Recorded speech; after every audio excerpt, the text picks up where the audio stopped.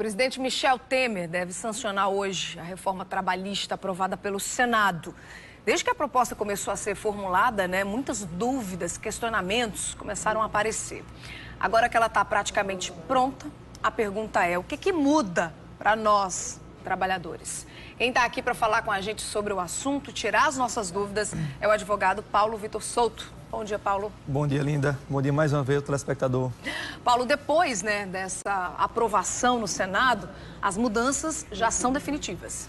100% definitiva, não, Linda, porque ainda pode ocorrer veto de algum artigo ou alguma mudança proposta pelo presidente no momento da sanção.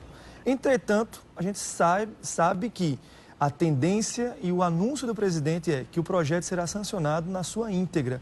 Então, assim, 100% definitivo, não, pela legislação e pela possibilidade do trâmite legal. Mas, na prática, a gente sabe que todas as mudanças propostas serão aprovadas pelo presidente, serão sancionadas e começarão a valer muito em breve. O que é importante deixar muito claro ao trabalhador: se ela for sancionada hoje, essa legislação, essas mudanças propostas, ela não começa a valer a partir de amanhã.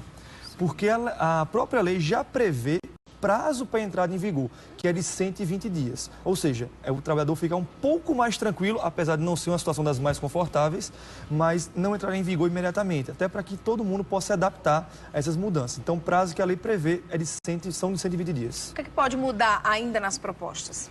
Em tese, tudo. Tá. Mas a prática, como eu acabei de dizer, a realidade é que não deve mudar praticamente nada. O presidente fez determinados acordos com parlamentares para que a proposta fosse aprovada na íntegra no Senado. Entretanto, para isso, ele anunciou que iria fazer medidas provisórias para mudar a lei definitiva logo depois da sanção.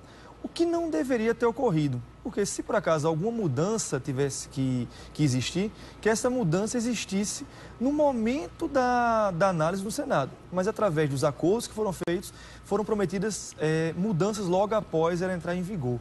Agora, uma observação que a gente faz: o próprio presidente da Câmara, após a aprovação no Senado, anunciou via Twitter que não iria apreciar nenhuma medida provisória para mudar a legislação, porque nenhum acordo havia sido feito, o que gera uma contradição entre o presidente da Câmara e o presidente da República.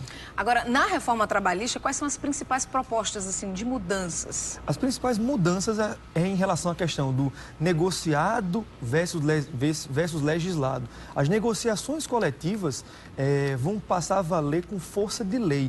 Poderão se sobrepor, inclusive, à CLT. Jamais contrariar a Constituição, mas elas poderão trazer, de fato, a possibilidade de que negociações se sobreponham à lei e que o trabalhador negocie livremente, o trabalhador, quando a gente fala as entidades sindicais, negocie livremente com os empregadores. Em relação a isso, a gente fez alguns slides que eu não sei se é possível mostrar claro, agora. Com certeza. Vamos colocar aqui na tela.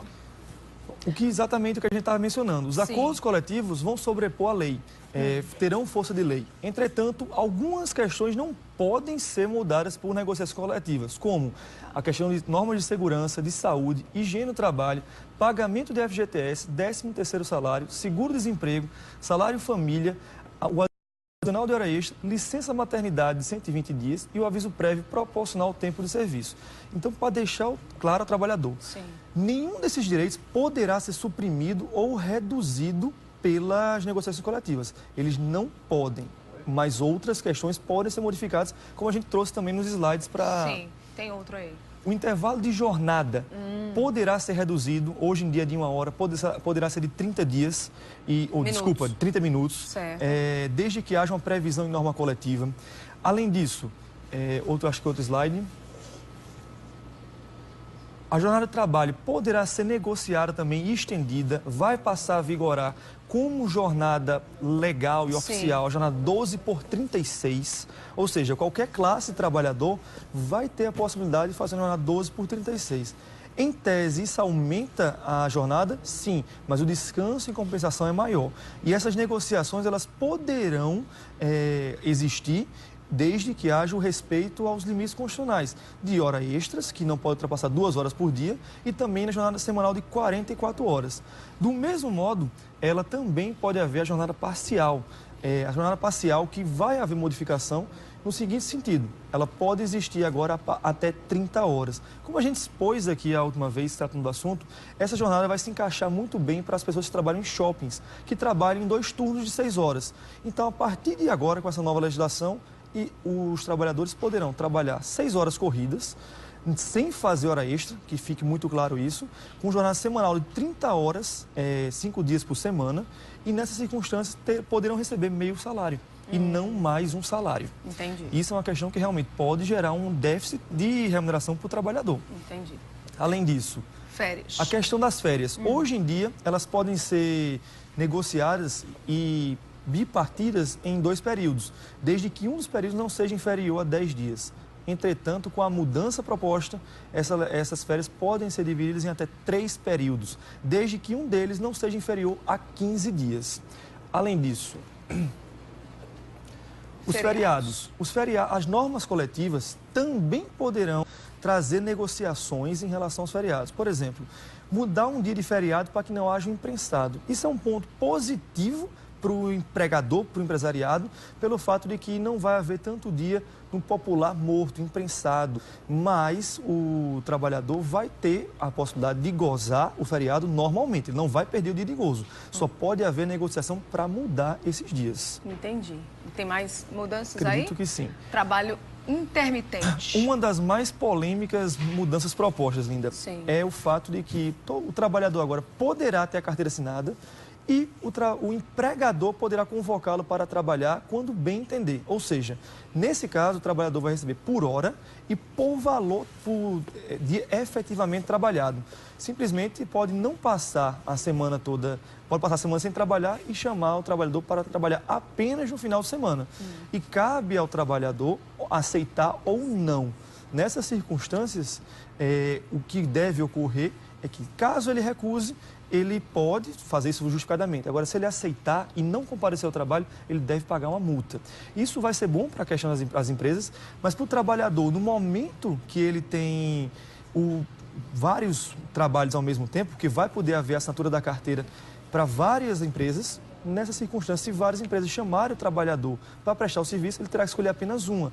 E com isso, não terá a possibilidade de ganhar uma remuneração mais elevada. Vamos para a próxima tela? Vamos. O que a gente tem? Outra das questões mais polêmicas é o trabalho de grávidas em ambientes insalubres. Nessas circunstâncias, agora será permitido pelo legislador que as grávidas trabalhem em ambientes insalubres de grau médio ou mínimo. Não é permitido o trabalho de grávidas em ambientes insalubres de grau máximo, desde que haja uma autorização expressa do médico, um atestado médico. Isso foi uma das questões que o presidente da República prometeu modificar quando houvesse a sanção.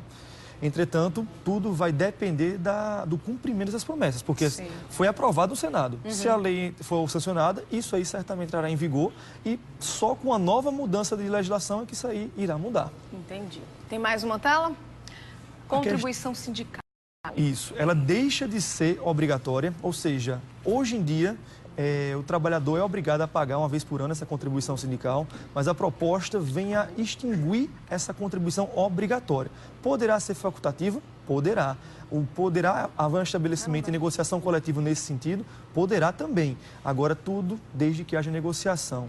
Não é mais obrigatório, não é mais cogente para o trabalhador esse tipo de contribuição. O que a gente sempre visualiza na realidade é que isso aí deve continuar ocorrendo para que os sindicatos ainda tenham força para negociar coletivamente. Porque se não ocorrer, perderá a força e, consequentemente, as normas coletivas não vão mais valer.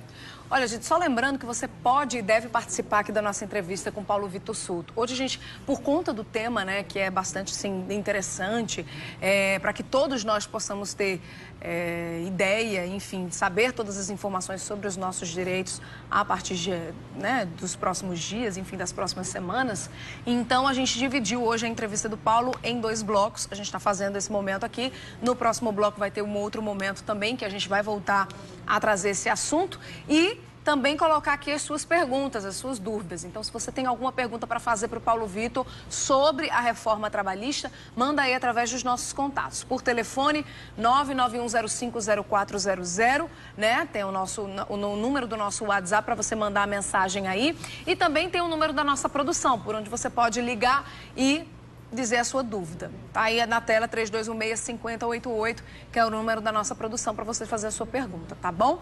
A gente continua, tem mais uma tela, né, Paulo? Acredito que sim. Deixa eu colocar aqui, aí. A questão do teletrabalho, Sim. que é o trabalho em casa. Hoje isso não é regulamentado. Essa regulamentação é um ponto muito positivo. Mas essas pessoas que fazem o teletrabalho, o chamado home office, já serão encaixadas em algumas das exceções previstas na CLT. Como, por exemplo, não terão direito a receber hora extra.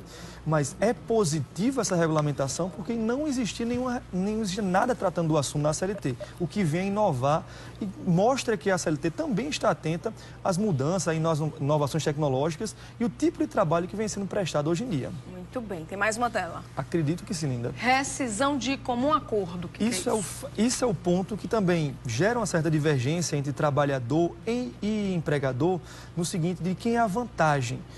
O que é que vai ocorrer? A partir de agora, as partes podem, em comum acordo, rescindir o contrato e, nessa situação, o trabalhador vai poder sacar o seu FGTS, 80% dele, mas não terá direito ao seguro-desemprego. Do mesmo modo que a multa de aviso prévio, o aviso prévio e a multa de 40% serão pagos pela metade ao trabalhador.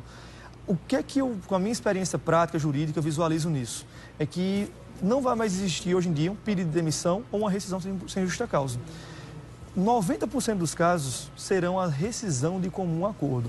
Esse tipo de acordo já ocorre na prática, de forma ilegal, que não é permitida pela legislação hoje em dia. Mas com essa regulamentação, certamente, uma grande maioria das decisões será feita dessa forma, o que vai trazer vantagem para determinada classe e desvantagem para outras. E tem mais uma? A homologação da rescisão do contrato de trabalho, que agora vai poder ser feita na própria empresa. Hoje em dia, ela é feita só em sindicatos, quando o contrato de trabalho ultrapassa 6 meses. Mas com a mudança, com a proposta, ela vai poder ocorrer no ambiente da empresa, desde que haja uma assistência por parte de advogados e representantes da empresa. Mas não há mais obrigatoriedade de comparecimento ao sindicato, o que gera um certo temor pelo fato de que o trabalhador não vai ter mais assistência no sindicato que costuma defendê-lo. Tá certo. Tem uma última tela aqui, ações na justiça. E uma das mais polêmicas que realmente estão sendo ventiladas é a questão da limitação da tramitação das ações na justiça, que pela proposta será limitada a 8 anos. Ou seja, a ação que se resolveu na justiça em 8 anos, ótima. A que não se resolveu será extinta por uma das mudanças propostas. Além disso, é o fato de que o trabalhador, hoje em dia, pode faltar a 3 audiências que haja qualquer punição. Ele pode ingressar novamente na justiça sem ter que arcar com nada. Com a mudança proposta, com as propostas de mudanças, o trabalhador não mais poderá faltar audiências, o que é um ponto positivo pelo fato de que isso otimiza a justiça do trabalho e evita que a audiência seja marcada de forma indevida. Deixa sempre claro, o trabalhador pode faltar justificadamente, se estiver doente, se não puder comparecer por a morte de algum parente ou estiver trabalhando. Desde que fundamente isso no processo, ele pode se ausentar. Agora, se faltar por liberalidade própria, por vontade própria, ele certamente será punido, entre aspas, e terá que pagar as custas processuais para entrar com a nova ação. A gente já tem perguntas dos nossos telespectadores, mas a gente vai fazer no próximo bloco, tá bom, Paulo? Paulo continua aqui no próximo bloco para responder as nossas dúvidas. Se você tem alguma, manda aí através dos nossos contatos, por telefone ou pelo WhatsApp.